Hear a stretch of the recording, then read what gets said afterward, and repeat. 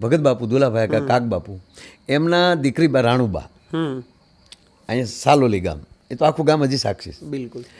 રાણુબાને મઢડા જવું હોય એટલે મને કહેવરાય કે મામા આવ્યો ને જીપ લઈને. અમે અત્યારે રાત્રે વાળું કરીને હાલોલીથી નીકળીએ ત્યારે રસ્તા થોડા ઓલા સમય લાગે, જીપ અને આ રાણું આગળ બેસી જાય અને બે પીઠા હતા, એક એમાં એક પીઠો છે, પીઠાભાઈ અત્યારે એક છે એમાંથી. એ બે પીઠા હોય, નાનો પીઠો ને મોટો પીઠો. માએ બધાને ગોતીને રાખ્યા. આમ થઈ જાય 10-12 જણા.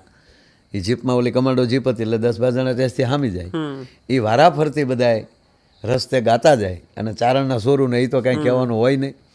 અને પણ મને ખાસ યાદ છે કે જુનાગઢ વટીએ અને આ રાણું આ હોનબાઈ માના ભગત બાપુના લખેલા વીંજણા, માનો ભાવ, વાહ વાહ, અને એમાંય થોડુંક મઢડા ઘૂરે માળી તારા બેહણા ગઢ ગિરનાર, આ રાણું ગાતા હોય.